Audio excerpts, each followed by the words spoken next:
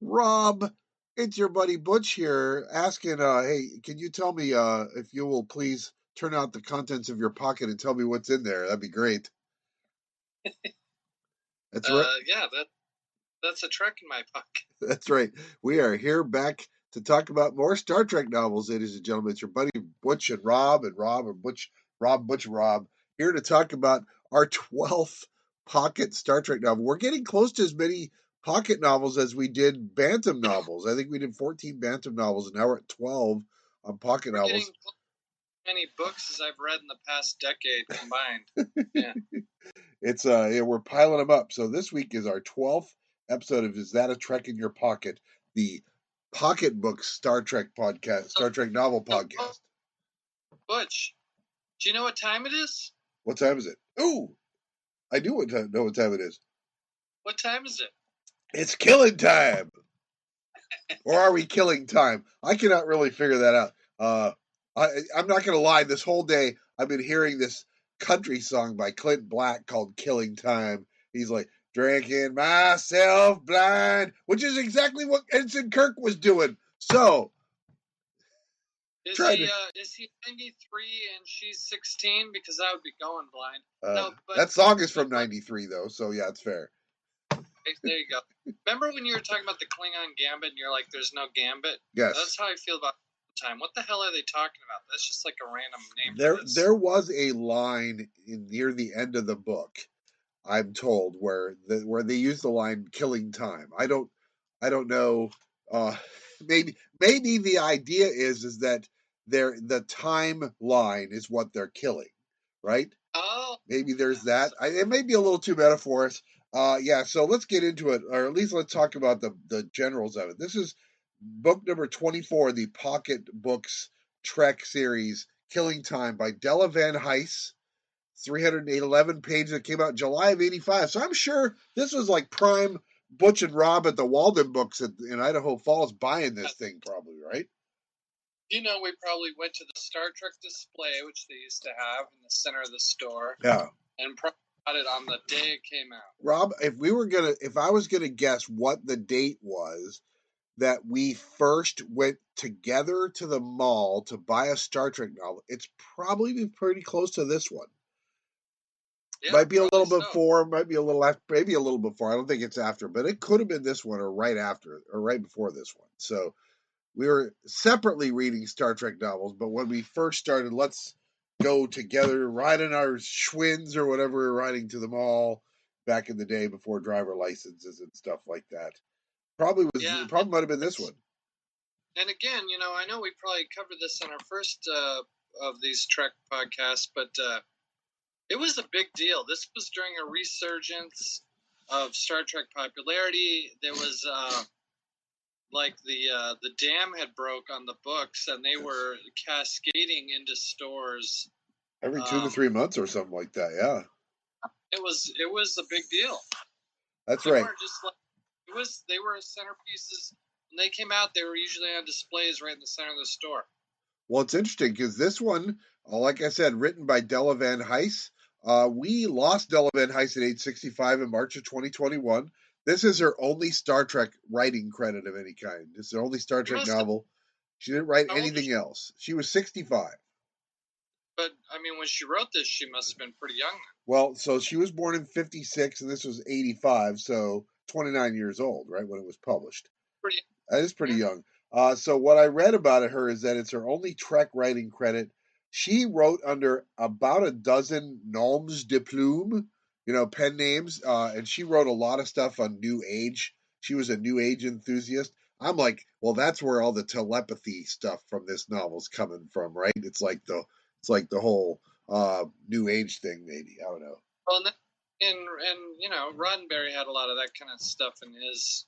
I'll reference you to the motion picture book. Yeah. Well, we'll get there, won't we?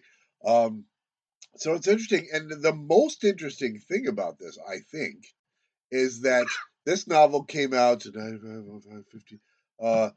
38 years ago, and then this year, the new Star Trek series kind of had an episode that was sort of similar to this novel.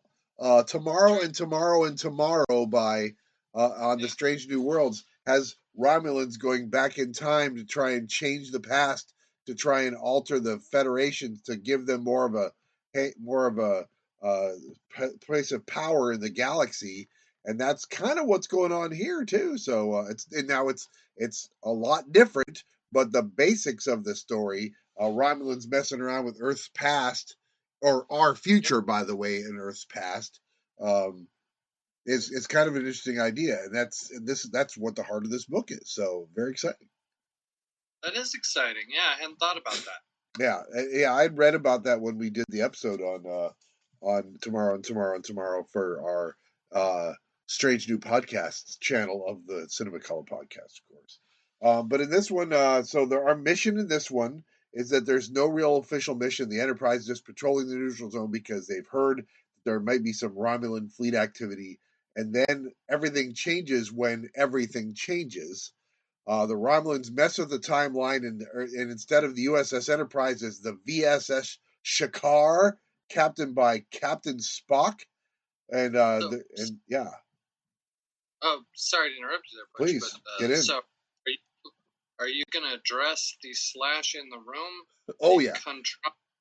We are going to get we are going to get to the slash in the room, as it were. Yeah. So the idea is that something's changed, and our heroes are not living their true self lives. For Spock, he's captain. Not that he ever really wanted to be captain of the Enterprise, but now he is captain of the Shakar. And Kirk is not only not captain, he's like an ensign slash former criminal slash drug addict. Yeah, so Butch, how many books have we done all together? About 20, 24 14, with the... this makes 26, I think. Yeah. Yeah, and how many of them have had an extra Kirk or a Spock thrown in? That's a good point. Yeah. Those Bantam books, there was a lot of them. And Double, of course, We had Spock, we had Evil, I Take My Meals in the Transporter Room, in sickbay Spock. We had Spock not want to give up his pet Kirk. We had the Commander keeping a pet Kirk, but Shadow Spock. Hey, did somebody say something about a Romulan commander? Yeah, we'll get to that. Spoiler. So here, listen, before we get started, I really should lay something out. There's a lot of different variants on multiple versions of Kirk's and Spock's, but my personal bias that I'm generally inclined to like things is when they screw around with the idea of alternate universes. And what if a change was made and now in the past and now things are different and we got to figure out a way to fix it. Episodes like Yesterday's Enterprise on Star Trek The Next Generation, of course. Episodes like have you heard of the City on the Edge of Forever from the original series? There's that one. Yeah, I mean, there's every series has taken on something where somebody messes with the past and now we got to fix the past because it's a cool idea for a story. And I always eat that shit up. So here I am eating this novel up. So spoiler, I might be predisposed to like this more than it's worth, because I'm always a sucker for this idea of something's changed and we got to change it back or else whatever, for what it's worth. So that's the gist of this, is that becomes the mission. They have to change, and they go to, let's just say, great lengths to go back and change things. It does get a little crazy. So, so in terms Did you remember, Butch? I did not. I mean, I didn't either. We talked about how we probably both bought it at the same time in 1985, which means we probably read it right when it came out, but I don't remember. It's 38 years ago, right? Yeah. I don't remember anything about that. What I did remember is the two girls on the cover, the two Romulan girls on the cover. I remember that picture a lot because 15-year-old Butch was sitting there going, which do I think is hotter, the long-haired, raven-haired Sorella, or the 80s kind of Russian boxer's wife's haircut. Remember those Nagel paintings or whatever? Yes, exactly. All very much there. So, yeah. So, but those are while they're Romulans, those are kind of the good guys in this story. I guess what we get, if we get bad guys, we get the Romulan commander of the Ravon, Tazal. He's like the first Romulan meet. He's kind of like the asshole super patriot. Blow the Federation up no matter what. It's do whatever the Praetor says. The Praetor is always what the Praetor wants is what the Praetor gets because the Praetor's always right, kind of thing. And his wife is of a different mind than that. I guess we could say, and it's a little bit of douchebag, right? oh yeah. So that Yeah, well, yeah. He's definitely a douchebag. I don't know who I thought he would probably play him. Somebody probably like Jeremy Piven or somebody like that. Although that's not. Yeah, that's not. He's too young to play him. So, but yeah, some guy who's clearly out of his element or whatever. And then I guess the other villains I guess are probably those two Romulan androids we're going to meet at the very end of the story. They don't have a lot of personality. They're androids. And talk then about yeah. Della. But the other guy, I guess, that I wrote down for possible villains is Ensign Donner, Ensign Kirk's roommate, who is the bully, right? The dumb bully who's way stronger than Kirk and beats up on Kirk and gives Kirk a black eye, and Kirk has to hide the black eye so the captain doesn't find out about it because somehow that's showing weakness or whatever. Yeah, it's the elastic snapped out and yeah, but so anyway, we get our two Romulan females. Sorella is Tazal's wife / science officer, and then later science advisor to the Praetor, who in a surprising appearance. It took me till way in this book that I realized, oh, is that who they're talking about? Which is Thea.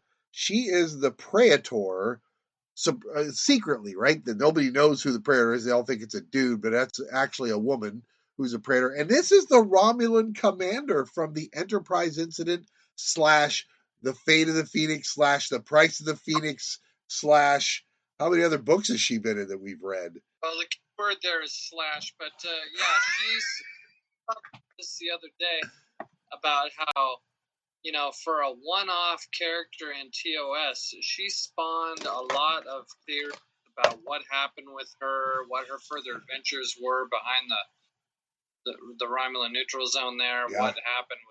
Was she killed? Was she imprisoned? Was she secretly the Praetor? Yeah, I did not see secretly the Praetor happening. I'll give you that. Butch, do you remember I texted you the other day about that fan show I'm watching, Star Trek Continues? Star Trek Continues, yes. Was she in that? No, her daughter. Her daughter, that's right. Her daughter played the character in that, right? So she looks real close to, it's like, holy crap.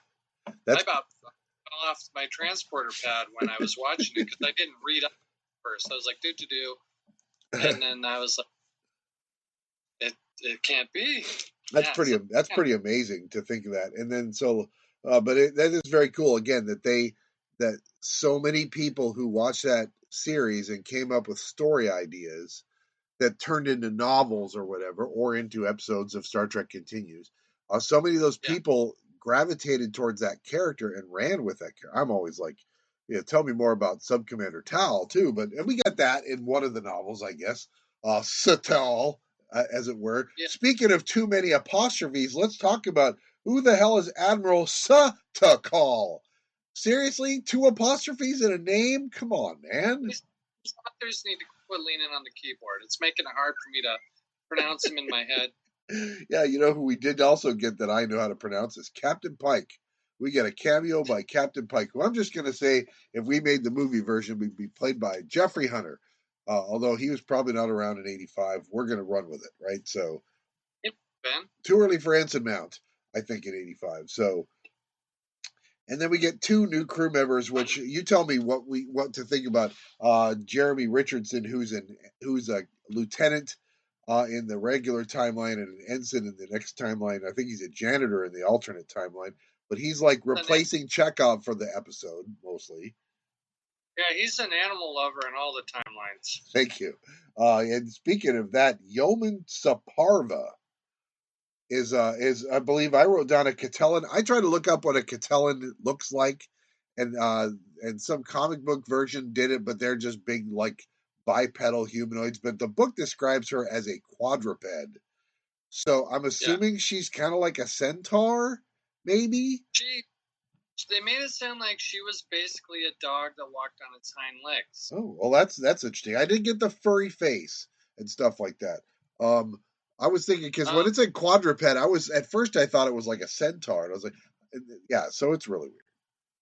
I would have had it be a bovine if it's Catalan, but me, yeah, it was. This book starts off with some quirky stuff happening, and my request to future past authors is, if you're going to introduce a bunch of new characters for your book, which you should do, sure, don't have them all named something. Yeah. Apostrophes or not, you have to. I want to be able to distinguish in my head when I read one name versus another without having to take out my abacus and. Well, I remember Diane Duane when we did Doctor's Orders put in some exclamation points. Don't do that either. Yeah. Punctuation really is overused, right? If we can just leave it at don't over punctuate, right? Get rid of. Yeah, exactly. I think Love did this with the just slamming letters together. I think it's getting it. Have you ever read a Star Trek book that didn't have some name like that? It's like they're all trying to outdo each other. Yeah, it's like an arms race. I knew when we got the 2 apostrophes in one word that it was out of control. So you brought up something about. Yeah, go ahead. Butch, this great joke that I just thought of. It started with flintlocks, and it's escalated all the way to apostrophes and punctuation. There's a Klingon officer going, all right, next up, we're going to introduce the upside down question mark for the Spanish language. You put a regular question mark at the end of the word and an upside down question mark at the start of the word. That'll really mess with them. They won't know what to do. That's right. Yeah, those hill people are in trouble once you city folks start doing the upside down question mark. All right, so you brought up something about slash. So tell me what you learned about that. Well, I learned it from you, Butch, but no, I learned it from watching you. All right. Yeah, I got you. When the dice chose this book for us, I Butchipedia'd it, and it said blah, blah, blah. Also, some controversy about all the slash content, which was removed after the first edition. And I was like, huh.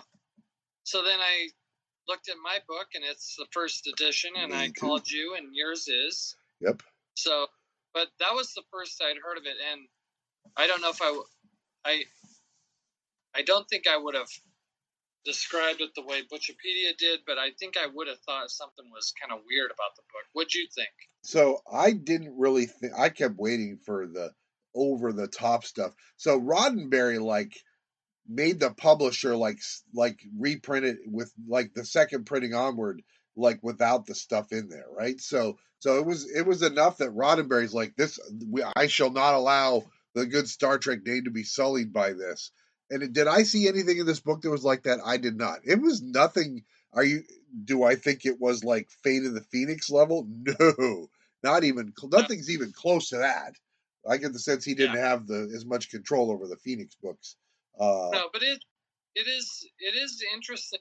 It was enough to upset the publishers and the great bird himself. Yes. And it is an interesting phenomenon that I guess has taken place in fiction for the last 50 years, fan fiction. Well, we should talk about the fact that the original Star Trek fandom was newsletters and fan fiction, right? After the series, even while the series was about to end, and then after it, for a while, before there was just a couple novels, and there were newsletters, and those newsletters, some of them had fan fiction. They were like short stories based on the characters, and as has continued to be the case in every fandom since then, what you often get is fan fiction that has romantic entanglements between characters that are not romantically entangled in the TV series, and often that is gay relationships. And in Star Trek, that most often is Kirk Spock romantic entanglements is what slash fiction is referring to. And they said that there's some elements of it there, We would think in the Harry Potter stuff, it's called shipping now, right? Where you're shipping characters. Yeah, that's what shipping means. Is your relationshipping, right? You're wanting two characters to get together in the next book or whatever. You're hoping that that Harry ends up with whoever, right? Is kind of the thing. And fan fiction often was that because the other secret about the early years of the Star Trek fandom is women were a lot more involved in the Star Trek fandom early on than you think they were. And they were, when it was a lot of women who were doing this writing, and they were kind of like exploring the romantic relationships. When I was ever thinking of stories, I was just, who are they fighting? What are they blowing up? I was never like about romantic relationships when I was thinking about stories. The sex symbol of the show, much to the chagrin of William Shatner. Yes, exactly. So if you add two sex symbols and you put them both together, like magic, right? So the idea here is that this novel at least sort of plays around with the idea. At some point, Spock in the alternate universe knows that something's not right with Kirk in the alternate universe, and that the real Kirk is supposed to be a man of action and a man of agency, and he's been denied that in this alternate universe, and they mind meld a few times, and then there's a I don't know, spoilers here. There's a death scene and stuff like that, and they kind of like it's and they have a psychic connection in this novel that's established by those mind melds and stuff, and it can span star systems and stuff. So we've had a lot mind touching, mind groping, mind threads, mind links. Yeah. Would you say the song would be "We Just Died in Our Arms Tonight"? Yeah, that's exactly what it is. We just died in our arms tonight. That's right. Because that's essentially how it, but the idea of anyway, we're going to get there. So I did want to point, and then if you ask me what's the one ridiculous thing about this, I think it's the ring at the end of the novel where our real Kirk finds the ring from the alternate Kirk in the arboretum in the dirt. And it's like, how'd that get there? Well, I don't think too hard about it. It's because some asshole thought they were going to go home and ask themselves after reading the book, was it all a dream? Yeah. And so you have to throw a ring from the other universe in there. Yeah. There was a handful of dumb things, but that was pretty stupid. Yeah. Now, what I did like is that I think they sort of capture what we've read a lot of so far is the Romulan intrigue kind of a thing, like Romulans who don't all agree. They are not let's just say that we have yet to read a story where the Romulans are all of the same mind on anything. They are always bickering amongst themselves, disagreeing with what should be done. And inevitably that has led almost in every Romulan novel we've had so far to somebody teaming up with our heroes, amongst some Romulan teaming up with our heroes to thwart whatever the powers that be in the Romulan Empire are doing. Yeah, Butch, did you? I'm kind of a mixed mind on this, but it feels like I've always kind of considered, and maybe Star Trek disagrees with me, but I've always considered the Romulans kind of the more honorable of the big enemies of the Federation, and the Klingons, maybe just because they're more straightforward, they were kind of the ones more likely to do something like this, cheat. Yeah, Rob, I think that was definitely true through TOS. I think Next Generation flips them, and the Klingons become the honorable ones, and the Romulans become the duplicitous ones. And sometimes they play a little bit with that, right? But mostly, while these guys are duplicitous, are kind of like intrigue amongst themselves, there's still an honor culture, right? They still feel more like Klingons from the Star Trek: The Next Generation than they feel like Romulans and stuff like that. Where in Star Trek: The Next Generation, the Romulans become, you can never trust the Romulans, right? They'll backstab anybody they can get near. Is how they got played in Star Trek: The Next Generation. But TOS definitely played them as honorable. Yes, for sure. Why do you suppose they changed that? Because they were introducing a Klingon character as a main character, as a bridge character in Star Trek: The Next Generation, and so they decided they wanted to have him be honorable. and I think that's why they flopped them. Because I mean, the Star Trek the Motion Picture didn't change that. Star Trek 3 didn't change that. Star Trek 5 didn't change that. Even though by Star Trek 5, Star Trek The Next Generation is already out by then, but that was still Shatner writing it, and Shatner was still writing them as kind of Klingons as the duplicitous ones, still, Yeah. But it was starting to change a little bit. And then by the time you get to Star Trek 6 and you meet Chancellor, Gorkon and stuff like that, then but again, you get Chang, who's the duplicitous one, but you get the honorable one, right? So you're getting a little bit of both there, I guess. I don't know that Chang was duplicitous. Well, I mean, he literally had his chancellor killed, from his secret invisible ship. But other than that, yeah, I guess that's. He's just really cool. I think he's awesome. Chang is like one of my favorite characters of all time. But yeah, so I cut him some slack, because I'm if I'm known for anything, Rob, I'm known for really being a fan of the bad guys. So I idolize them. I want to be like them. I believe we've had this conversation recently. We haven't had it nearly enough. I hope it comes up every so often. I am definitely a guy who's patterned himself after. I mean, my email address is General Kang, for crying out loud. That was my first Yahoo email address, is General Kang, 1969 at yahoo.com. So yeah, I leaned in. To General Chang, 1969. General Kang, I flipped it because I went with Kang for the original series, Day of the Dove, of course. All right, so let's see what else we got. Roddenberry reprints, telepathy. I think they did too much with telepathy. I did, but again, I think that's connected to her new age, personalities that can reach out across galaxies and across timelines and across multiverses to, if the connection is strong enough, kind of a thing. So it's a very romantic idea. Yeah, it is. Right? Yes. Yeah. If I'm nothing else, I'm a romantic at heart, Rob. So I know you are. I remember when we were talking about American Psycho, we were talking about that. That's exactly right. Oh, yes. I'm hip to be square, as it were. All right. So if we can launch into this thing, I do have notes on this. So the first page of the book is Kirk waking up from a nightmare. So we get to learn a little bit about the nightmare. They're apparently on a boring tour of the Romulan neutral zone, and he attributes that to the fact that he's having nightmares. And he's troubled about the nightmare. He wants to talk with Spock, but he doesn't want to talk with McCoy. As usual, he doesn't want to tell his medical problems to McCoy, right? I thought this first chapter was weird. You know what the note I wrote was? What's that? Sheepish first date banter with Kirk and Spock. Weird. Yeah.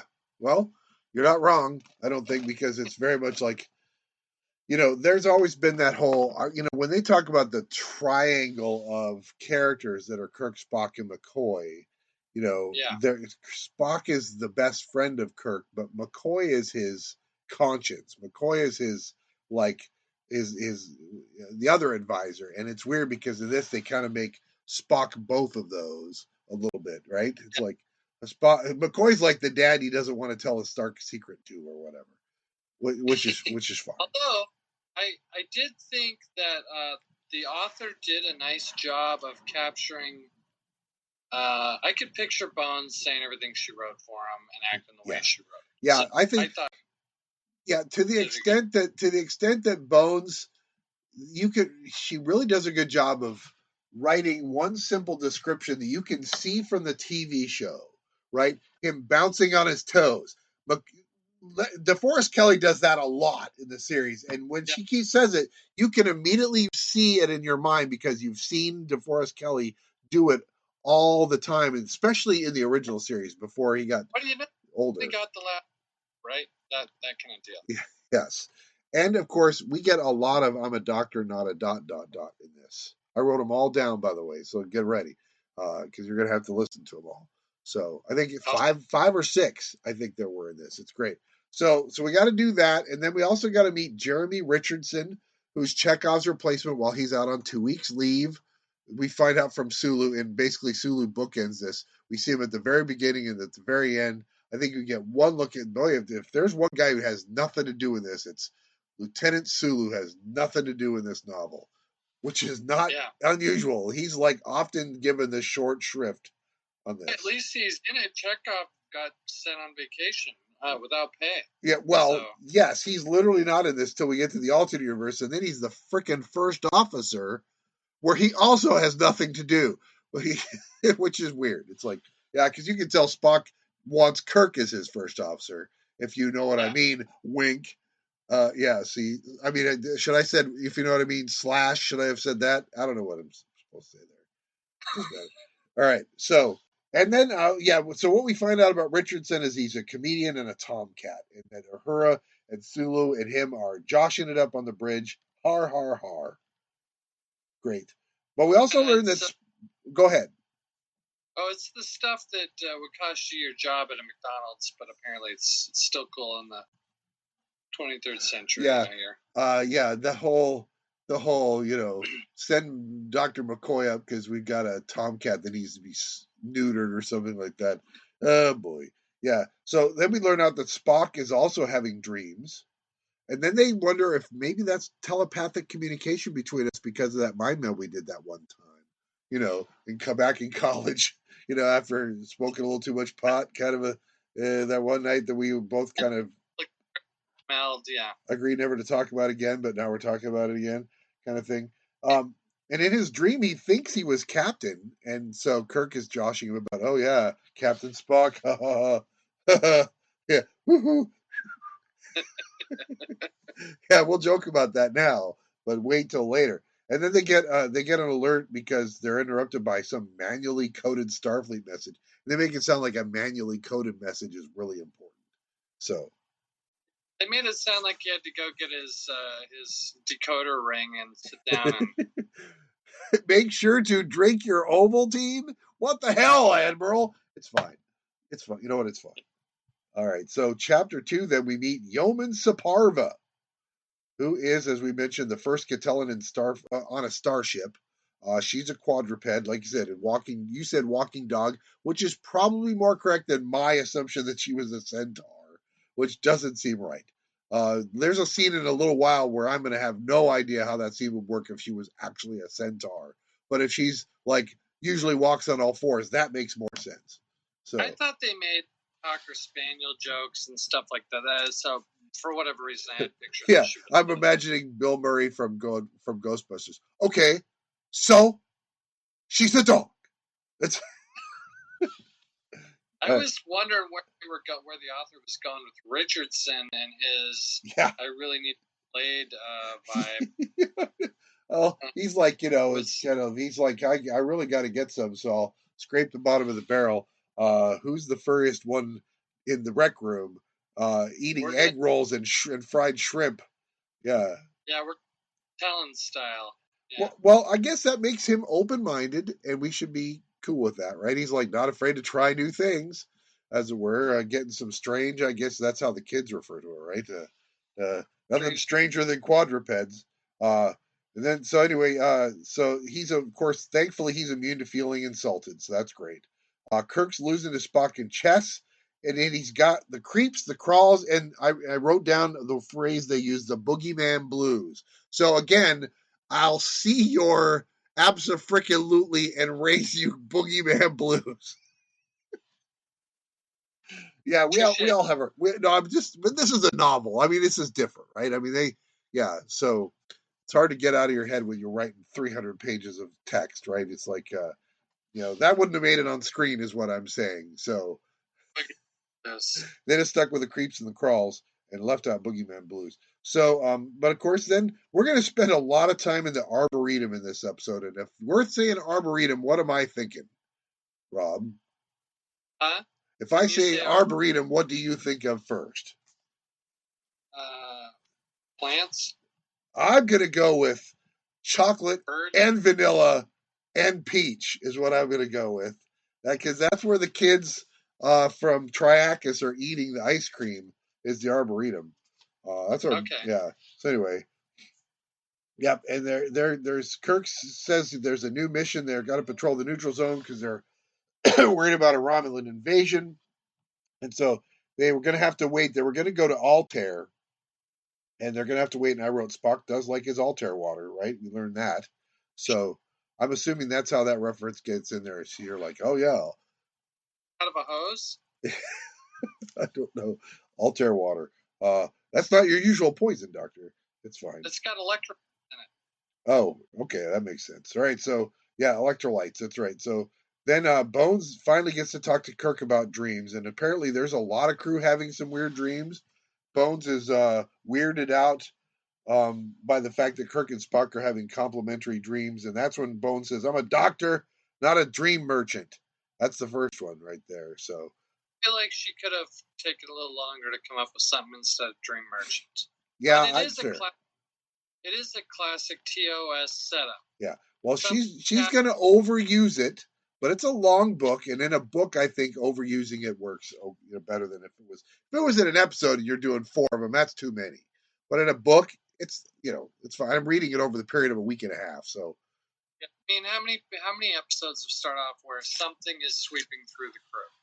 that I would hesitate to even try and count all those. Yes, that's amazing. All right, so now in chapter 3, Kirk's waking from another dream, or is he awake? And then they get this weird kind of feeling of time moving forward and backward. And then we learn that, wait, this is not Captain Kirk at all. This is Ensign Kirk that we're talking to, right? It's already happened. And he has a roommate named Donner, and they're on the the VSS Shakar, a Vulcan ship, and Spock is the captain, just like they dreamed. It happened. It happened, and so I have this important point that I wrote down. Yes. Which was, did you notice on page 27 she uses the word adverse, and I think she meant averse. Yeah. So did that page at you, or did I? Well, there's both of those are words. Aversion. If I have an aversion to something, that means I'm like afraid of it or find it distasteful or whatever. You can have an adverse reaction to something. So it depends on how she used it, I guess. Did you read it? I didn't notice it. How about that? So, but that. Yeah, why don't you read it? Go ahead and read it to us, and we will do Jim Perry, paging Jim Perry, our podcast partner. This is our English lit portion of this. So the grammar. It was listed enough that when I was reading it, I mean, it caught my eye. All right, let's see, where is it? This is gold. Yes.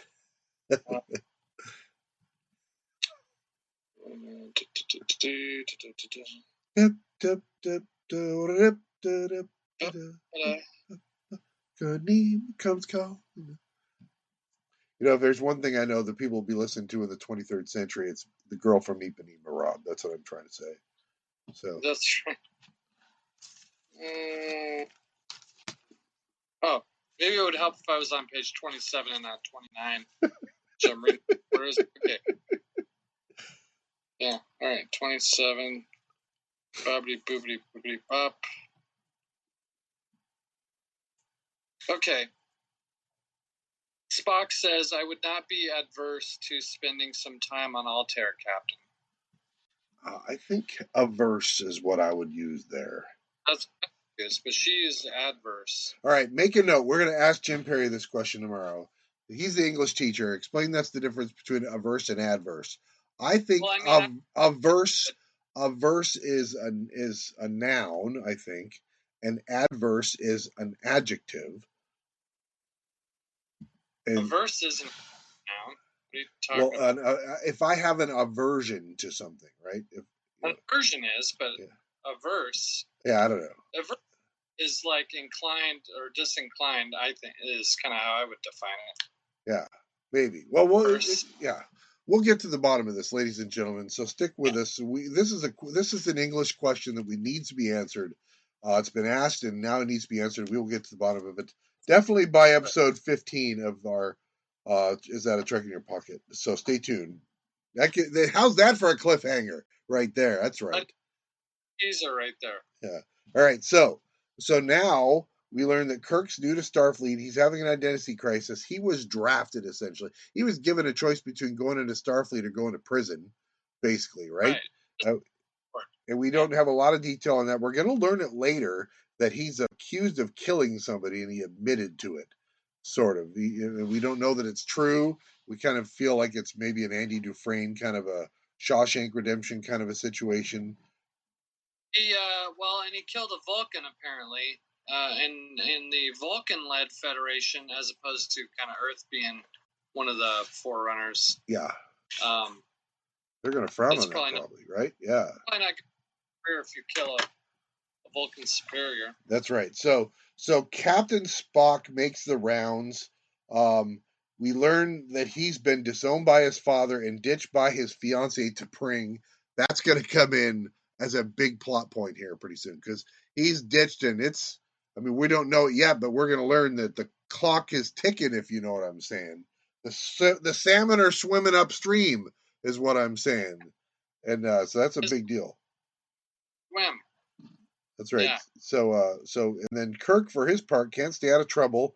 Donner's his bully boy. Donner's beating him up. But Kirk talks a good threat, even if he's getting his ass kicked. He's still he's still backing up.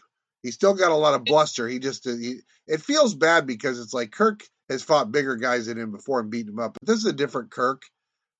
And he knows that he should be a different Kirk, but he's not that Kirk he should be. So he's getting beat up, and it feels wrong, and he knows it feels wrong. I feel like the author wrote him like he was some kind of angsty Peace Corps teenager and not a 32-year-old Starship, anything. Yeah, he's definitely too old to be an ensign, right?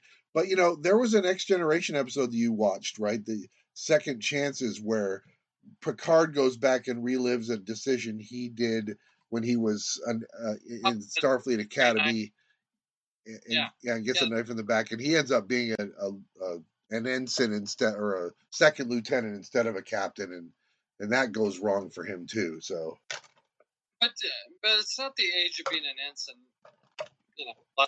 out in the careers. But he's written like he's just screw you, Dad. Captain. Yeah. And I don't care if the kids do beat me up in the schoolyard. I'm not going to complain about it. I'm going to stick out my upper lip or whatever. Yeah, the stiff upper lip is like, if you're going to describe him in 3 words, the 3 words would be stiff upper lip. That's that character. That's Ensign Kirk, stiff upper lip guy, right? So yeah, he's in a bad place, and we'll just leave him there. But you know who else is in a bad place is Lieutenant Commander Scott, who's the chief engineer still, because again, there's plenty of Earthlings on these ships, and so he's chief engineer, and he's having trouble with one of his guys, Reichert, who makes a mistake, or is it sabotage, and nearly blows up the ship. And I nearly blew up when I saw the word sabotage in my Star Trek again. Rob is having Beastie Boys douche chills, if I may borrow a phrase that Jay uses a lot. So, yeah. I'm going to use beast in the way that Scotty uses it. The little beasties are interfering. Yes. And so Scotty warned Spock that the ship was seconds away from destruction due to an error, although I think later they'll admit that it might have been on purpose. And then we briefly meet the first officer. And I say briefly because we're going to see him. He's going to be mentioned, but he hardly does anything. First Officer Chekhov. Chekhov is the second in command. And I'm surprised by that because he should still be the same age, young. Yeah. Right? The youngest guy on the bridge crew. Yeah. And I think of a scenario where he rises that quickly in a Vulcan Federation. Yeah, because that's really too early. Although, I guess in the original series he's a protege of Spock's, and so maybe that's part of it, is he was a protege there too, and that's how he rose to be the first officer, is because he was Spock's protege there too. And that's the best I can think of, because he'd be too young to be a first officer. He'd be like still 24 or 25 at most. And Kirk didn't become captain until 34 or whatever. So 32, I think, and I think Chekhov was supposed to be 20 or something. Yeah, but I think we're assuming this is after Enterprise incident, and therefore it's like season, late third season is when this would be. So he's 2 years in. So he came in at 20. Now he's probably 22, right? Well, the third season though could very well have had 50-year stuff in it. That's exactly right. We don't know. That's true. So it's well played on that. All right. So then we get Chapel meeting Spock in sick bay. Riker is sedated. We think something's wrong with Riker the way something's wrong with Kirk and the way something's wrong with Spock. They don't know any of this stuff, so we know, but they don't know, and so we're watching them try and figure it out. Spock agrees to have a drink with Bones, which freaks him out because he had heard from Admiral Sutikal, and they think something's wrong with the Admiral. Right, the orders that they're getting are like, this shit ain't right. It's like something's wrong with it. He's acting screwy. Screwy is right. Well, you know what else is screwy? So chapter 5 opens with the gorgeous ladies of wrestling. Chapel and Saparva are wrestling. Now, again, remember, I'm imagining she's a centaur. And I was like, how do you wrestle a centaur? Do you grab the legs? Which front legs, back legs? I feel a lot better knowing that she's not a centaur, that she's just like a four-legged person that walks upright, right? They called her a dog-like Catalan. Yeah, see, I feel so much better knowing that. What happens is when you read something first, when you read quadruped, you get a picture in your head, and then you just miss all the rest of the stuff because you're like, well, I can't be it because she's a centaur. No, she's not. She's a dog-like person, right? Okay, that's fair. So, Chapel still carries a torch for Spock, even in this alternate universe. We find that's fine, right? So, so who do you have playing Saparva? Here's who I have. Okay. I have an animated figure like the cat lady they had on the animated series. Yeah, Lieutenant Maress, who was voiced by Uhura, yes. Even if it's a live-action feature film, I want an animated Catalan. You know what they should do? They should do like they did on that on the movie version of Cats, where no, they shouldn't do that. That was a joke. They really, really, really, really shouldn't do that. So, yeah. So I think that you do is you do that, and then you have her voiced by somebody who's nondescript or whatever, a voice actress or whatever. So that's fine. Yeah. So then they're worried. They think that Spock and Bones, while drinking, think there's a connection between Rikert's sabotage and Setikal's bad orders. And they seem to agree that this is some sort of an affliction. And since it's the Admiral back at Starfleet, it's not just the ship that's affected. They are figuring out that something is like big scale affecting things. I feel like they jumped to this conclusion pretty quickly. I agree. This is a weird order we don't agree with. I bet you the Admiral has gone insane and is sweeping through Starfleet headquarters. Like, that feels like a leap.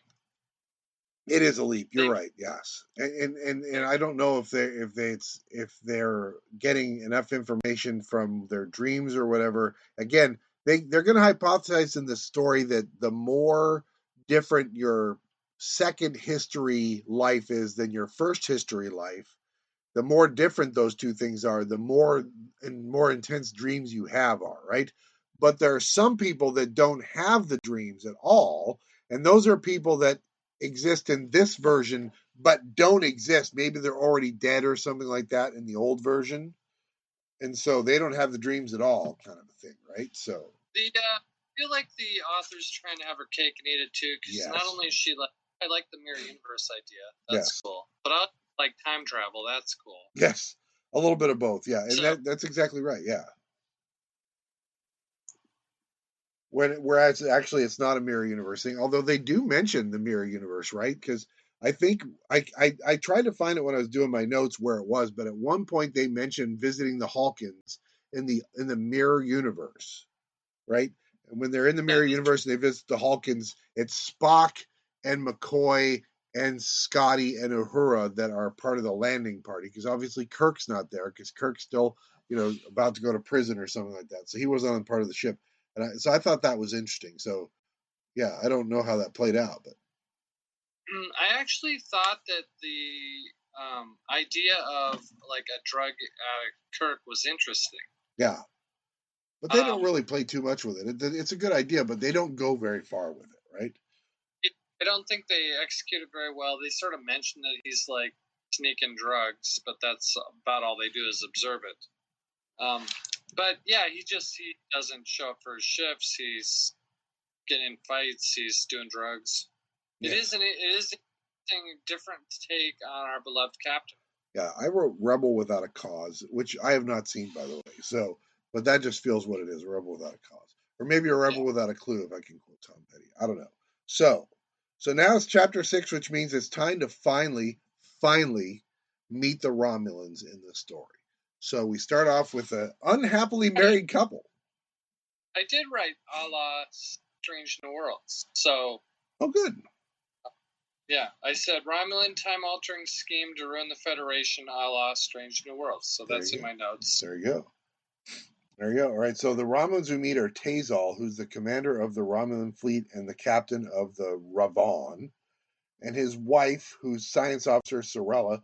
They're talking about agents having success in altering Federation history, although Sorella, let's just say they're of two different minds of it. Sorella has doubts that it's going to work. You change something, the butterfly effect says if you make a change thinking this is going to happen, you don't know what's going to happen. More importantly, you don't know what else is going to happen, right? So they're arguing. What they do know is that because the change happened and they were safe in subspace, or is it hyperspace, they were at warp speed when the changes happened, and as a result, they apparently supposedly weren't affected by it. I don't know. I wrote, is it subspace, is it hyperspace? And then I wrote, it doesn't matter. Did I get that right? All right. Yeah, I think there's a few of those it doesn't matter things. Yeah. Just like she got. Don't think too hard about it. Yes.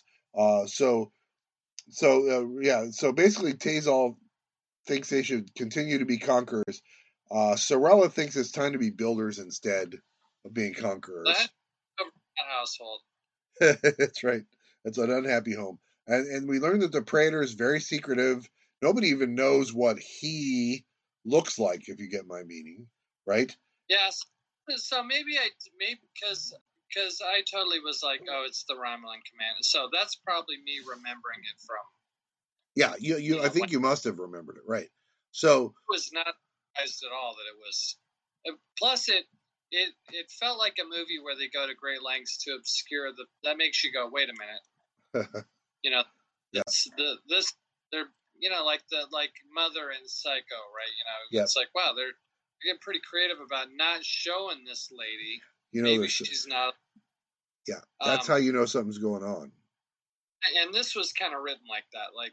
Yep. So, but I remembered it because it's good. I think that's sometimes it feels like, well, you're telegraphing things and stuff, but I think sometimes this stuff is put in purposefully to make the reader feel smart. The reader's like, oh, look at me. I'm smart. I'm figuring this out. Yeah, we're kind of handing it to you a little bit by going over the top. Right. So. But on the other hand, you run the risk in a novel if they were just kind of like, not paying attention when they read a couple pages, you could lose them. And they're like, wait, when did that happen? I didn't know that happened because I was like sort of not paying attention for a few pages kind of a thing. So. Well, there was a couple of episodes because my wife's on vacation all week, so I'm home alone, so I'm trekking. And I've been watching that show, Star Trek Continues. Yes. And there's been like 3 episodes where I almost fell off the couch. That coming. And so that is fun when you get hoodwinked when they spring it on you and you didn't see it coming. That is fun, I think. So here's the big thing that I learned about this chapter is that Tazal has that moment where he realized that he doesn't wear the pants in the family. Do you know what I'm saying? Where he's like, oh shit, she's the one running the show, I guess, and I'm not. Yeah, that's a popular moment. We've all been there. Yeah. And she mentions that, hey, you remember that other attempt to change the time thing when we actually screwed everything up and a bunch of people died and stuff? Oh, yeah. He's like, oh, crap. Now what happens? Am I going to be on the hook for this kind of a thing if it goes wrong? She's like, I'm not taking any of your crap. And by the way, you're going to be humping the couch from now on because I'm done with you. I'm sick of the side again. You have a pretty humpable couch. I'm not going to lie. All right, so Ensign Kirk then finally has his meeting with Captain Spock. I said mixed first impressions, and that's when we learned that he was apparently accused of murder and jailed and subjected to something called the Talos device. We do not learn what the Talos device is. I don't think that's what they use to make the vid scans, is it? No, it's the thing from it's like the mind raping machine. Oh no. Well, but again, I was thinking Talos. I was thinking whatever planet that was. Talos 4, but that's from the cage or the menagerie, right? And then I was thinking, and I thought Tantalus field, but that's from Dagger of the Mind, and that's the machine that I thought it was, but that's Tantalus. So I don't know. I was thinking, so I wonder if she just got it wrong and thought Talos instead of Tantalus. You know what I mean? That it was meant to be the woo, the spinning bathroom light fixture. Yeah, it's kind of a mirror universe-ish. Yeah, that's fair. So then I wrote, Kirk's like, well, I'm not the same guy I was 6 years ago. I was different then. And then he has that internal monologue. I was different then. ... question mark, upside down question mark. Yes, exactly. So sorry, I'm gonna make that upside down question mark thing happen. You just watch. All right. So Spock admits to Kirk that he's convinced that Kirk is somehow involved in the strange goings on, which is, again, a big leap. It's like, I don't know what's going on, but I'm sure you're an important part of it. That is a weird thing to say to this ensign at this point, right?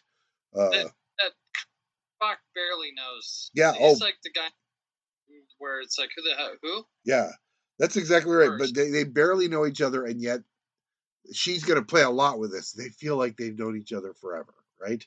That they're soulmates or whatever. That his sun rises where Spock's sun sets, or maybe that's a little bit too over the top. I don't know. I'm trying to be literary about it or whatever.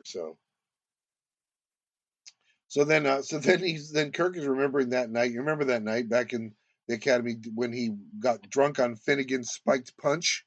Finnegan, right?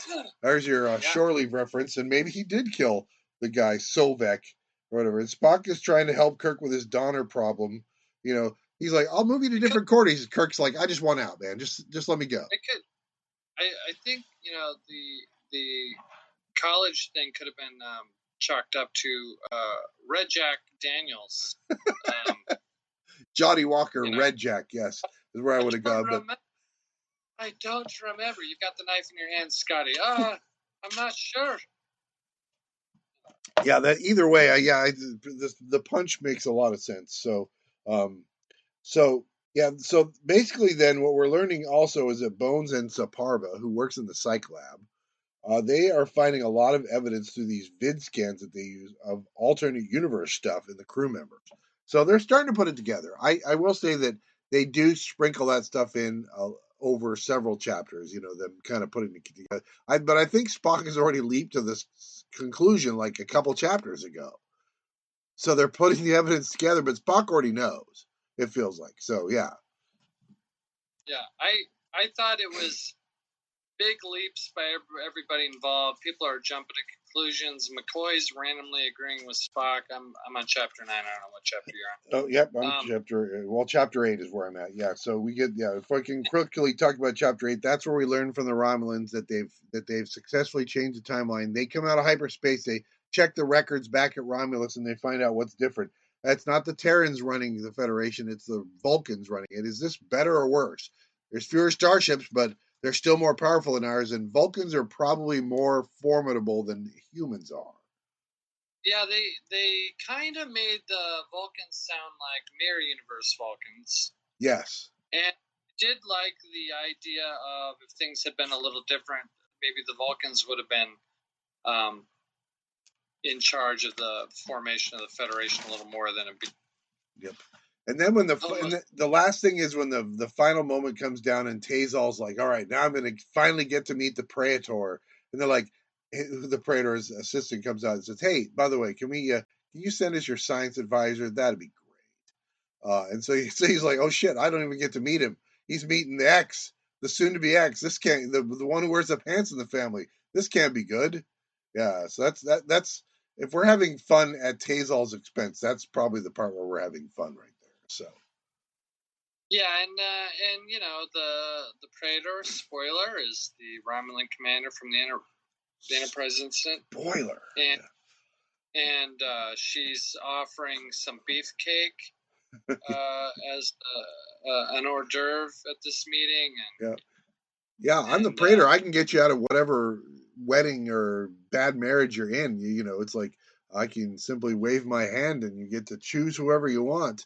It's good to be the king or the Praetor or the handmaiden to the Praetor or whatever the hell's going on. Yes.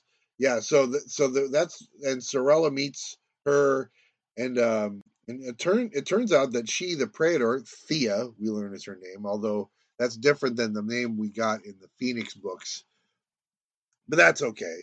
And we learned that she shares a lot of Sorella's views. It was her dad's idea to send the agents back in time. We learned, and so that was kind of like a Bay of Pigs kind of a thing. It's like it happened while she was on thing, but she had just taken over, and so she kind of felt obliged to do it or whatever. So, so what her idea is that they need to make a push for the Romulans to accept the Vulcan tenets of discipline. That's the solution to our problems. And that's kind of like a Gorbachev kind of a solution, right? So you're talking about a big change. Yeah, that's a 180 for Romulan culture. Because the one group of people that were not affected by this timeline change are the Romulans on board the ship, and including the Praetor Thea, right? They're the only ones who aren't affected, so they're still first universe people, first timeline people, because they weren't affected because they were in hyperspace, so they weren't affected by it.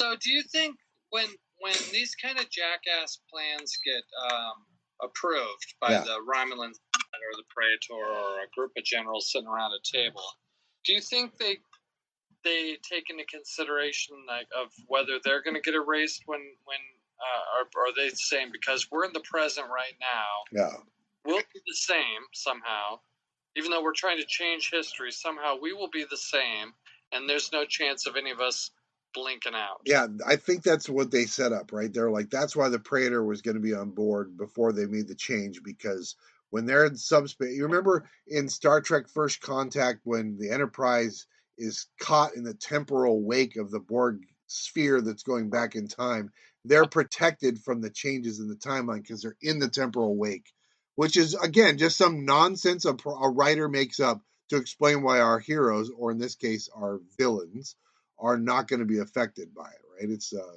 book where you're going to talk so much about the alternate universe people considering this very question, it makes me wonder why the real, if you will, version of events, they're not having the same conversation. Like, hey, if we change everything, what's going to happen to us? Yeah. Well, yeah, no, I think but that was kind of the heart of what Sorella was saying. Is like, we can't know for sure what's going to go. Stuff could go horribly wrong. What I'm saying. That's what I'm saying. I would bring that up at a board meeting and say, let's not ever try this. Well, yeah. Right? I suppose if you're desperate enough, it becomes kind of like a doomsday machine, right? You're willing to do the thing that probably is going to end up in your doom, but if you think you're doomed already, if you don't want to live a life of servitude under the boot of the Federation. But they did. They aren't.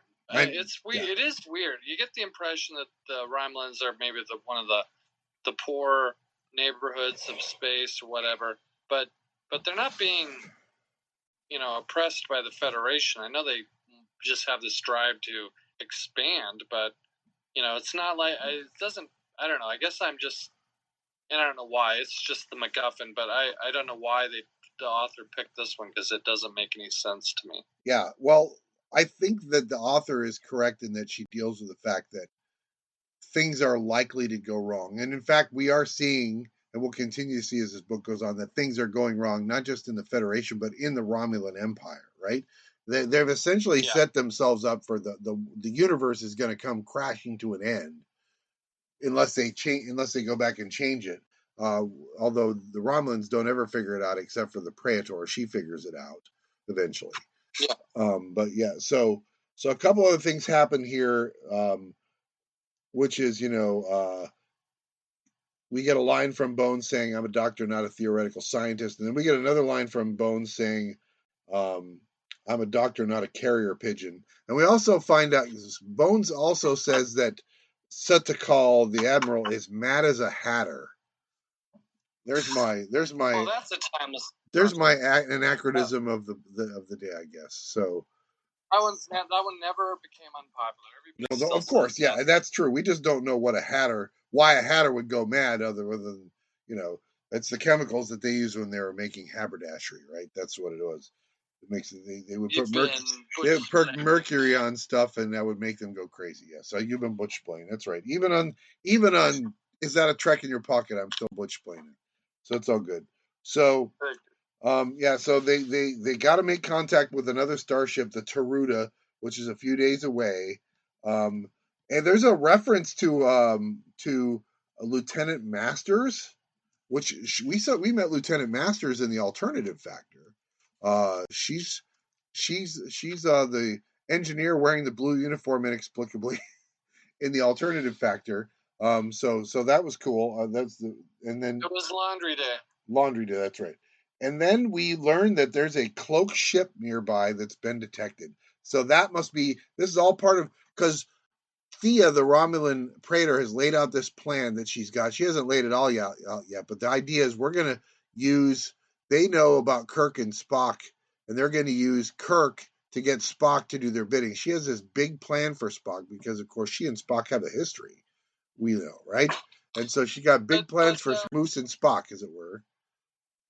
But the author kind of paints her as being more vindictive than I would have pictured, right? I got the impression, and she's like, it'll be our little secret or whatever, we won't speak of it, that she liked him even though he had betrayed her. That is not what's coming across in this.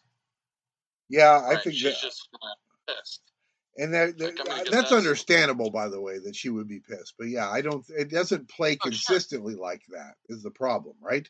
So is she in love with him, or is she being vindictive about it? Maybe that's how Romulan praetors do love, is vindictively. I don't know.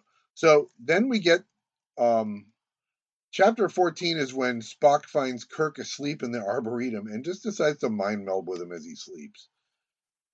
Yeah, that I wasn't buying that. Yeah, no, but it's part of the advance. It's the slash stuff, right? So that is the equivalent of sticking your hand up a girl's shirt while she's asleep. Don't be doing that stuff, right?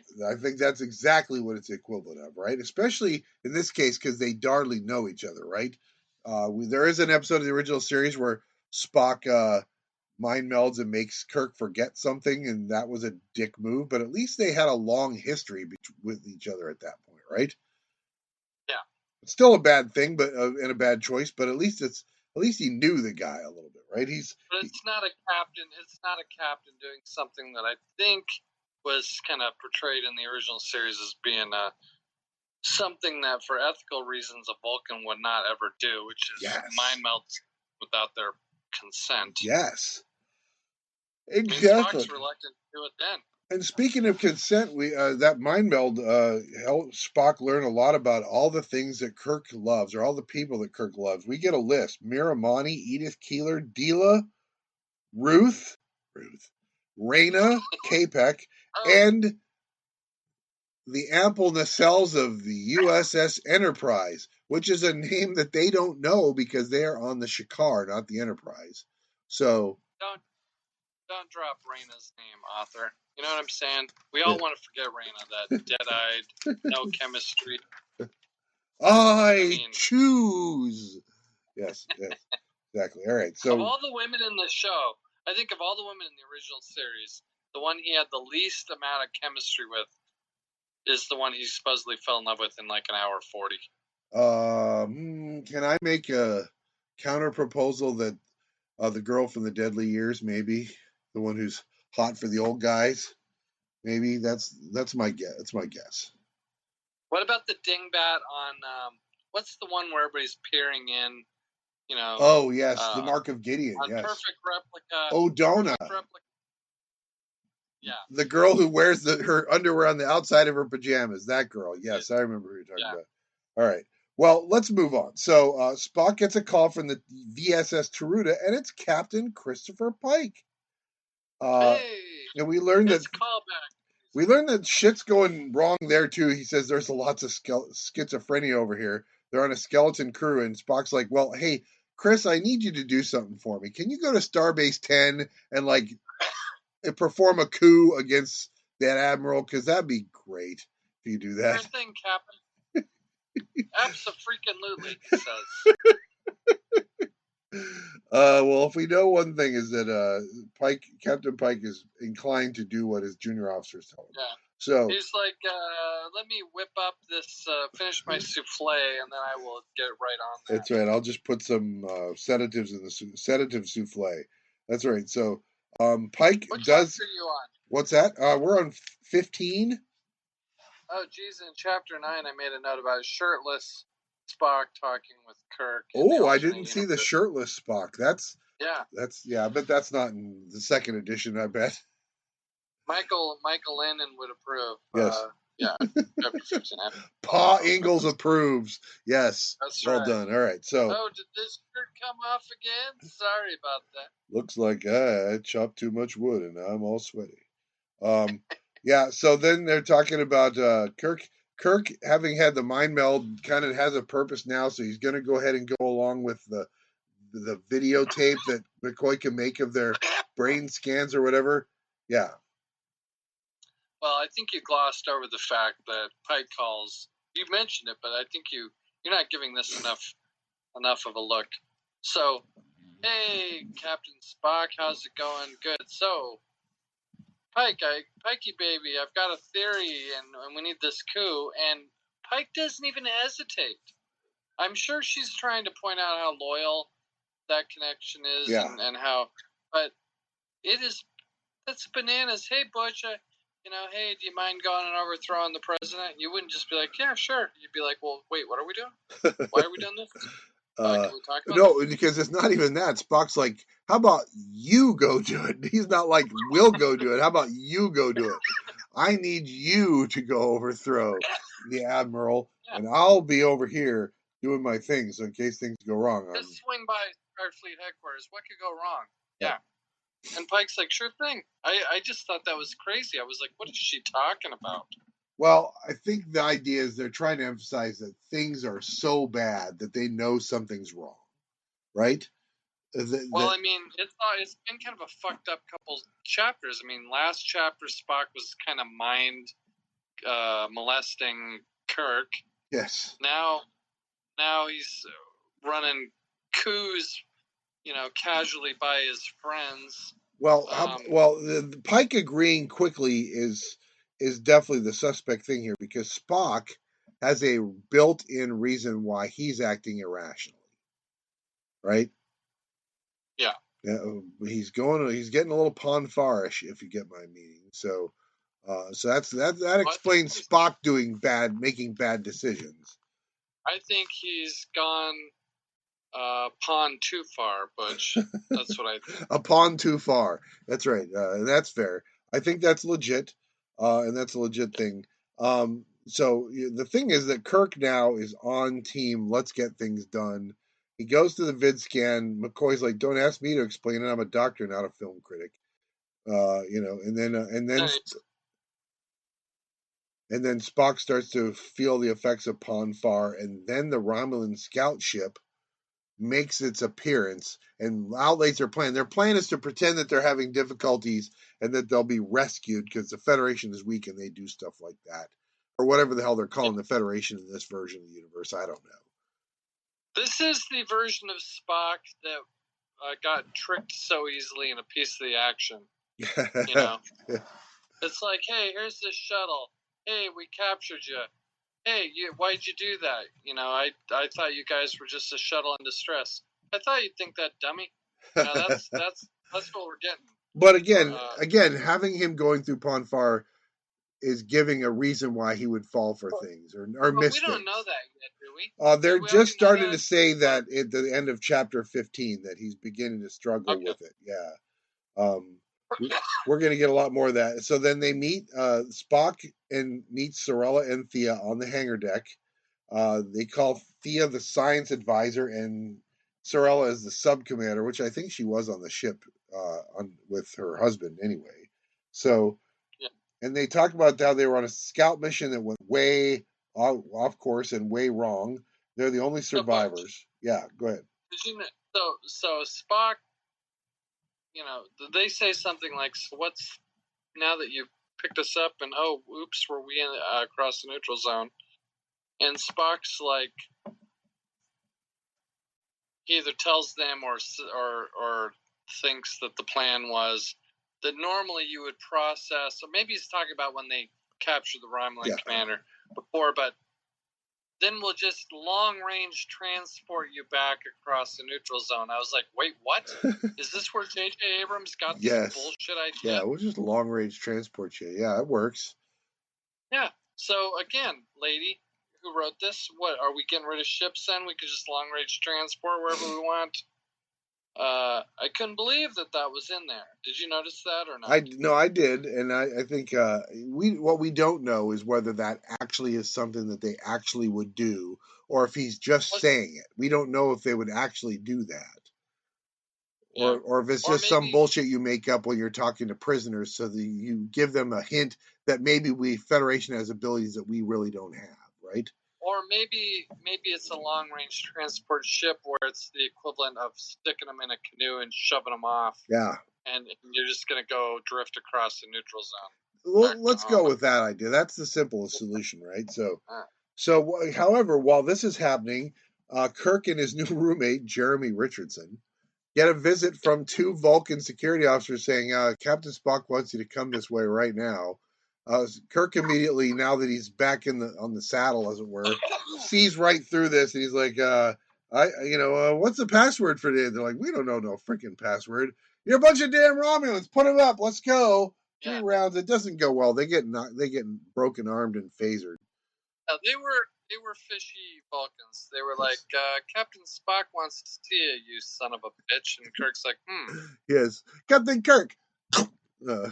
Goose dubbing, click your heels together. Yes, very good. So he's like, queen to queens level 3, and they're like, my name is fuck you. It doesn't go well. So they get captured, and then immediately Thea's using them as leverage on Spock. Specifically, she's using Kirk because she knows she plays hardball with and again, Spock. Thea, if it's the Romulan commander from the Enterprise incident, she would know just how much those two are connected, right? So she knows that's the leverage to get better than any Romulan would know. She would know, right? So, well, any live Romulan, I guess the other Romulan commander would know, but he did, so it's fine.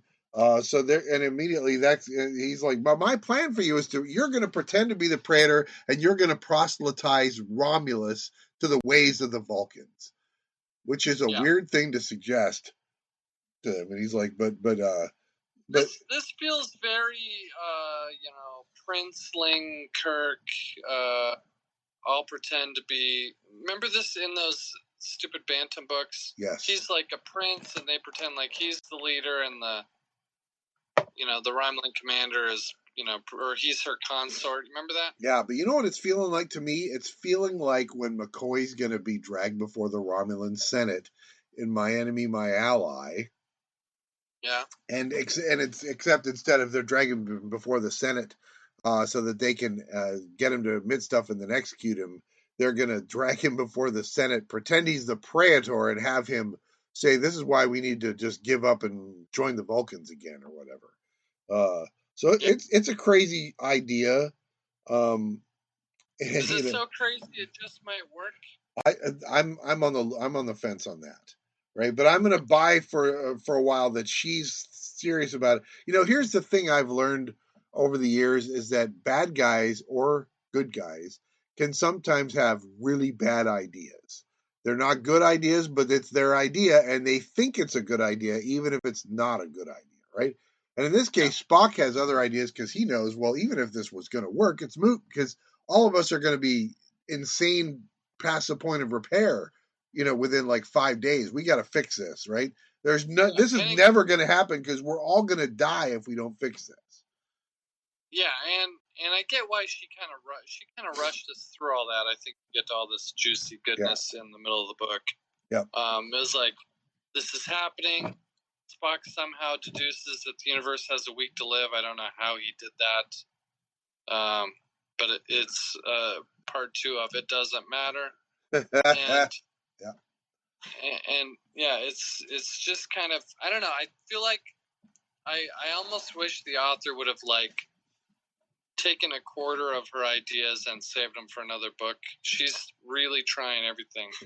Spaghetti, wall, sauce, meatball. Yes, spaghetti. Spaghetti. Yes, that's correct. So here's the interesting thing. So Spock takes her up on the offer. I'll do it. Immediately. And Bones is like, this is a bad idea because Bones already knows. I can tell something's wrong. You're pon farring, aren't you? Yeah. And he's like, yeah, but there's nothing I can do about it. There's no one for me. I got no port in the storm, as it were. Right? There's no port in the storm, as it were. And so he's stuck. Although I think a solution will present itself. So we'll get there. Meanwhile, Kirk and Richardson are camping on a planetoid, and and he tries to reach out. Kirk does to Spock psychically. I wrote down neutral zone, desert world, blue sun, Arrakis, sandworms. The spice must flow. I wrote all that down.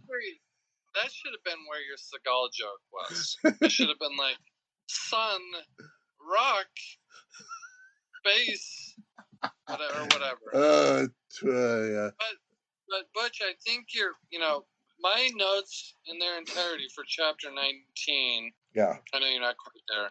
Is alternate Kirk and Richardson go skinny dipping. Yeah. That's the whole chapter. And it's more than we shouldn't have gotten that chapter. Right, exactly. It adds nothing, zero to the story. Yeah, it could have been worse. I will say that. But yeah, I thought I literally wrote down Spock gets Kirk's message in a dream, and Jeremy's trying to contact Saparva also, and then it's time for a quick swim. Right. So I think some of that was chapter 8. I wrote time for a quick swim, and I left it at that because I was like, move along, nothing to see here. Yeah, he's stripping off his undies. They look longingly at each other across the grotto. No, this far, no further. All right, so we're gonna move on. Bones has more tools to help Spock now. Thea wants to help Spock, and I wrote by the Romulan way, if you get my meaning, or the Romulan way, if you get my meaning. So either way, that way, for the record, is precisely what you thought it is, if you're wondering. And so they do it. He gives in. He's on fire, as it were. Sometimes, Rob, sometimes it's like someone put a knife in the, edgy and dull and cut a 6-inch valley through the middle of your skull. If I may Springsteen for a moment. At night you wake up with a sheet soaking wet and there's a freight train running through the middle of your head because of pon far. Is what I'm saying. He's on fire. Yeah, I think Spock's going to be putting his boots back on, and I think Thea, we'll call her, is going to be, doing her hair and putting on some lipstick, looking in the mirror while Spock smokes a cigarette on the. I think that's right. And the song that Thea will be humming is something along the lines of "Woo-hoo, woo-hoo-hoo." Sorry, I'm going to lean into the Springsteen thing. I'm sorry. Well, I'm going to counter lean and say, this shit is bananas. Because that's kind of my take on some of this. But yeah, I mean, we all wanted it. Yeah, that is fan service. Yeah, that is fan service right there, and it's what you would call slash, by the way. So, yeah, it's not particularly detailed. I was expecting something more sorted than we got. I think he's mad that they went there, not that it was very detailed, because it wasn't. I think Roddenberry's mad about the skinny dipping, because that caught me. And good for Gene for actually reading the book, but it's like, wait, what? Why? What? Yeah, that's fair. Yeah. All right, so let's move on to chapter 21. We're going to learn that Spock and company, it's Spock and McCoy and Saparva, along with Thea and Sorella, arrive at Romulus. Sorella, Saparva, Syndak. I mean, it's all of that. We learn that madness is continuing to plague Romulus. There's been some need for a general to put down some of his soldiers. Shit's going badly, is what we're learning, right? Yeah. So Thea's like, well, the time is right for the Vulcan tenets of logic or whatever. And Spock's like, no. Time is right for a little... Here's the thing that I thought is fascinating. In this alternate reality, the Romulans know how to do a slingshot trip back through time, and the Federation doesn't. So Spock doesn't know how to do it. Once told, he can probably do the calculations, but he doesn't know the theory yet, right? So they steal that information from the computer banks of the ship. I mean, if he's going to be Praetor, they're going to give him some access to something. And so, where's he going to go, Yeah. right? Yeah. And so they don't have time to do that. And he's like, time to do the Vulcan tenants thing, or hear me out. What if we don't do it? He says, what if instead we just get on the ship and we go and we zip around and we fix stuff? And she's like, well, that won't do because then we won't be together. And he's like, well, we're not going to be able to be together because if we stay, we're going to die. And if we do the Vulcan tenants thing, we're going to die. And if we go back in time and we slingshot and we're going to fix everything, we're still going to die. But maybe, Right. yeah, but maybe in another In other time. words, yeah, he's breaking up with her. I'm hearing that song that Barbara Streisand sings from West Side Story. There's a place for us. Something. Yeah. Somewhere, I guess is what the song is called. So I think I was hearing Back Off Bitch by Guns N' Roses, but he's definitely telling her, you're not growing old together. That's true. And he's basically saying there's just no way for it to happen, right? So it's a very Sharks and Jets thing. They just can't be together. And then she's so pissed that she goes out in the hallway and she passes by a statue of a demon called Bataton Rue. No apostrophes, but there's a hyphen. I'm prepared to accept hyphens, I guess is what I'm saying. If you're going to use punctuation, hyphenate it. Don't apostrophe it. So, and she's pissed. She says, I fuck you, Joe Boo. I say, fuck you, Joe Boo. I do it myself, if I may. That's from Major League, by the way, if you're wondering. Sir Pedro Serrano, who decides to do it. Recently? No, it's one of those lines that I have coworkers that are all the time going, up your butt, Joe Boo. It's the whole thing. So, yeah. So basically, at some point here, they decide that they're going to go back to 2097 and thwart a Romulan assassination attempt, right? Yes, of Dr. Palmer is the guy. He's a peacenik. It's, again, ironically, you got to kill... Kirk had to let the peacenik die. In this case, Kirk has to save the peacenik. Right? This is an interesting idea, but I think she needs to introduce it half the book ago. Because it feels like she introduced this idea of like, okay, now we're going to Earth of the past and for the reader of the future. And oh shit, they're telling me my book is too long. So I'm going to have to almost immediately wrap it up. What could I do? Androids. Yeah, how about we do a little bit of this instead of the swimming on the camping planet, right? There's a lot they could have cut out and put more of this in. I agree, because it does race to an end, right? Well, we can't. The previous Predator would not have sent agents because agents aren't trustworthy, but androids can be programmed, and they're strong and they're durable and they'll do what they're told. And when they're done, they'll just turn off, and you don't have to worry about anything else. So this thing that in the original series that was portrayed as this kind of crazy development, androids. Yes.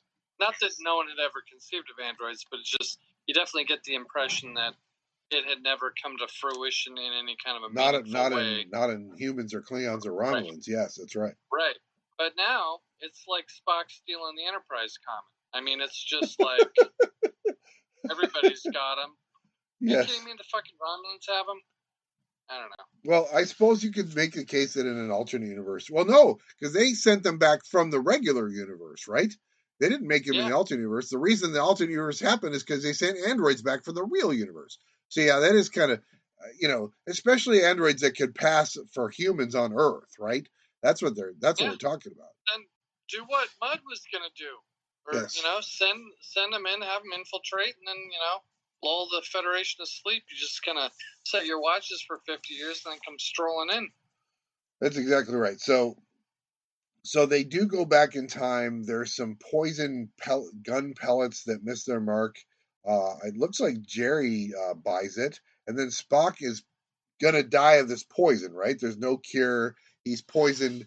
He's dying, and him and Kirk go outside. They have a very end of Black Panther moment where they go outside and they watch the sunrise together. I was picturing a start of Patriot Games moment. Oh. Thwarting the assassination, or I'll give you a line in the line of fire too for half credit, but. And then after that, though, while Spock's dying, they go outside and they mind meld together as Spock dies. But it doesn't matter because they were about to disappear because this is the end of the second reality is closing. But Kirk and Spock are mind melding as Spock dies, and as that universe ends, they're going to go into oblivion together. Yes, exactly. Very. You know what it feels like? It feels like the end of the black hole from 1979, where they'll go through the black hole and they are all kind of mashed together, and come out on the other side or whatever. It's all very metaphysical, I guess. New agey, we can say. I don't know if any complimentary flowery language has been directed towards the black hole, but we enjoyed that little film. I don't know if it's mayhem, but we liked it. Yes, it's not great. It's not great, but it was a diversion, and it was nostalgic. So yeah, and I would say this is not great, but I guess it's nostalgic. It's it's I guess romantic how Kirk and Spock, whatever, dying each other's friends. I wrote down Alt Kirk and Alt Spock make mind meld as it were, as the world of second reality ends, and then chapter 24 opens back in the regular world, and Bones and Jim are glad that the dreams are over. The Romulan Praetor, whoever he is, wink, it's she, asks for like peace negotiations. So that's nice, out of the blue, Nice. And then Kirk finds that ring from Second Reality. Kirk! ! Ridiculous. Ridiculous. Yeah, and then we're back with Richardson and Sulu at the helm, and Sulu says, "Don't worry, Chekhov will be back in a couple days." And we're like, "Thank God." Where was Chekhov during this? Here's the thing: this is yet another book that fails at using Chekhov and Spock. It's like, give them something to do that'd be interesting. They don't use Sulu, rather, Chekhov and Sulu. They don't use Sulu, and Chekhov is literally absent. Even when he's the first officer, he's absent. I mean, that's so disappointed they didn't do more with that, right? It's like, make him your advisor. Yeah. Give us a briefing room. They do give us a briefing room scene, and McCoy does all the talking during that briefing room scene. How much fucking Richardson did we get? We got more of the bully. Oh, yes. That's exactly right. Donner shows up way too much. Yes, exactly. By the way, there's a character that also gets phaser named Donnelly. I got very confused between Donner and Donnelly. That's what I'm saying. That is my point about the names. Yes. If it's like having two no-name actresses or female actors, I guess we say now, in a film. And they look almost exactly alike. Yes. Same. Yes. So you're like, well, who is that? Because in a novel, you have to tell them apart by the printed word on the page, and when the names are that familiar, it's just crazy. Yes. I get the sense that the writer probably had friends with those names, and so that's the reason those names get in there. Maybe. Did you notice the child support joke towards Spock of the captain? Implying. Yes. So Kirk implies, like, oh, hey, you and the Romulan commander in that other universe, nudge, nudge, wink, wink, yeah. If you get sued for child support, I was like, holy shit, they still have child support in the 23rd century. Yeah. And then he dropped, because the author apparently bet her friends, I bet I can reference every episode from the original show, Kirk also drops the Samuel Cogley reference. Hey, I know this lawyer. I was like, wow, she's really going for it. And you know what? I will give her credit. Throwing in those references is another thing that I eat up. That's fan service, and I am there for the fan service. So I will give credit that even if she shoehorns some of them in, I'm cool with that. Feel free to shoehorn that stuff in if you're me. I'm okay with that. So then they're enjoying a cigarette after the mind melds. Spock and Kirk are. There's no proof, but the ring is the proof. There's some complaining about pencil pushers ruining Starfleet. And then Kirk abandons the ring. And then will Spock get sued by the Praetor? Yeah. What did you think? What did you think, Butch, about when he wore his own Letterman's jacket? Did you think were they crossing streams too much there? Yeah, I thought that was a little bit. It was too much of an effort to be poetic, but I think that's what I thought. But I think your point of they were trying to defeat the was it all just a dream thing by putting something tangible there. I think that's more legit than my point, and I just still don't think it was a good idea. Right? It's like do it. Total Recall did it best. Leave it open ended. We don't know, right? Maybe this is all a dream. Well, we're not going to answer that question for you. Well, they played their hand by showing that ring, right? So absolutely. So, for me, this book is a mixed bag. It really is. It's got good ideas, but it's got lots of stuff too where it stops me in the middle of the page and makes me go, really? Come on. Well, like I said, I already told you that I'm predisposed to like it more than it deserves because it's playing the tune and the fiddle that I really like, which is something's been changed and we got to fix it because this alternate timeline. And I eat that shit up, and I eat up all the I'm a doctor, not a references. Yeah, no, the concepts are I mean, that's a timeless idea of like, what is time? What is the nature of time? What about history? Can it be altered? What about alternate versions of ourselves? What about you hear that there's an infinite number of universes with every possible version of yourself? Those are all fascinating ideas. Yeah. But then, for every good thing she does, then there's a skinny dipping scene, or a random android scene, or a crazy sentence that no one would ever say to kind of jar you back out of at least I felt that way. I thought it was kind of a fun book. I was enjoying reading it. I was on board for like 3/4 of it, and then I was just like, oh, this shit's getting You're right that they rushed to the end, I think. There's that. They didn't give enough emphasis to how this whole thing to what the Romulans actually did and how they're going to fix it. They did rush through that. So here's the thing, though. Like I said, if we're going to talk about rankings, we've got 12 novels now. By the way, we're going to talk about rankings. All of my Romulan books are at the top of my list. So I'm like, no, you're. And I have this at the bottom of the list of the Romulan books. But I got it with the list of the Romulan books. So I have this 4th. It feels like it's too high, but there it is. Because all the Romulan books are 1 through 4 on my list. Yeah, okay, so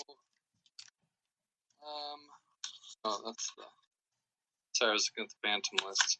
I have my Star Trek binder. Well, why don't I go through this whilst you're looking? So I got Klingon Gambit at 12.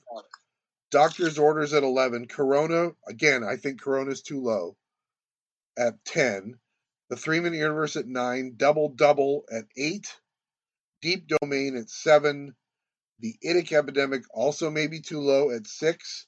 Star Trek II, The Wrath of Khan, the novelization at 5. Just a unicorn. I don't know what to do with that. The story is like the greatest story Star Trek ever told, right? Yeah. But I can't give it credit for that because it's, anyway. So I got this one then, Killing Time at 4. That feels too high. If I were really being smart about it, I'd at least flop The Idic Epidemic and Killing Time. Maybe next time. I can't believe you like it better than Wrath of Khan, even though. Well, like I said, I don't know what to do with Wrath of Khan. Wrath of Khan should be number 1 on my list, really. But I just can't put it there because it's just, I'm only giving Wrath of Khan what the writer added to the story, right? So yeah, and so then I have Killing Time at 4, Web of the Romulans at 3, and then we disagree on 2 and 1. The Romulan Way at 2, and My Enemy, My Ally at 1. So that's what I got. So you like this book quite a bit better than I did. Yeah, but again, I told you where my biases are, right? So yeah, it fits into my biases. I think it's I liked it. It's sort of at the end of the books I more or less like, and the books below it I really didn't care for. So I have Double at 12. Yeah. I have the Klingon Gambit at 11. I have Doctor's Orders at 10. I don't need to read any of those books ever again. There you go. So. And then I have this one at 9. 9. Gotcha. I have Deep Domain at 8. I like Deep Domain. At least that author knew how to better write an assassination scene anyway. There you go. Fair. Have some mayhem. Don't just have a waiter slipping and it's like poison darts and everybody leaves. That's literally the length of time used to describe that. Yeah. It just was little arm wrestling with an android, and that's pretty much it. Yeah. Yeah, and she didn't describe, the people running out. I'm trying to picture, a scene I've seen in a million movies, which is tables getting overturned and the occasional pie flying across. But she's given me nothing. Everybody left, and then it was just Kirk and everybody. Fair. And it was terrible. So at least Deep Domain had,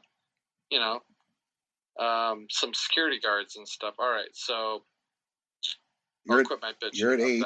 That was 8. Okay, yep. 7, I have Web of the Romulans. Ooh, all right. 6, I have Wrath of Khan. Yep. I'm like you. I love that story. I don't know if it's the book I'm loving, though, or the movie. I think the movie. 5, I have Corona.